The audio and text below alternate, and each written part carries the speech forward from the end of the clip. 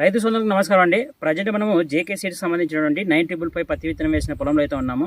So ఈరోజు date వచ్చేసి 12 మే 2026. So ఈ విత్తనం వేసిన రైతు మనతో పాటు ఉన్నాడు. ఈ జేకే 955 పత్తి విత్తనం ఎలా ఉందని చెప్పేసి రైతు మాటలో తెలుసుకుందాము. అన్న నమస్కారం అన్న. నమస్కారం. ఏం పేరన్నా మీ పేరు? చంద్రశేఖర్ రెడ్డి. కొంచెం గట్టి చెప్పండి.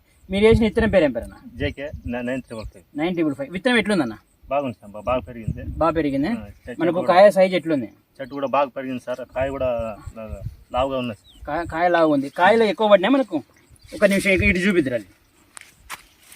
కాయలు మనకు చాలా ఎక్కువ పడ్డాయి అనమాట. పత్తి ఆల్రెడీ పగిలింది. మనకు పత్తి తీయడానికి కూడా చాలా సులువుగా ఉంది.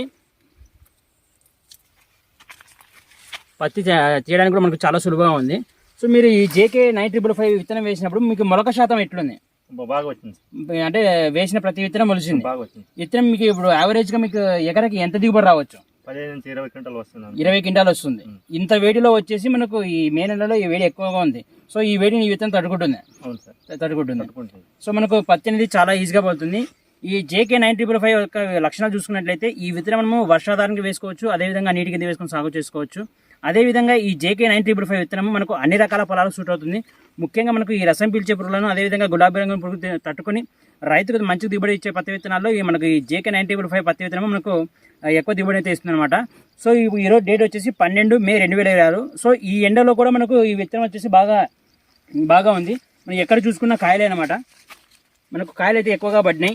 రైతు వచ్చేసి ఎకరకు వచ్చేసి మనకు దాదాపుగా 20 క్వింటాలు రావచ్చని చెప్తున్నారు అనమాట.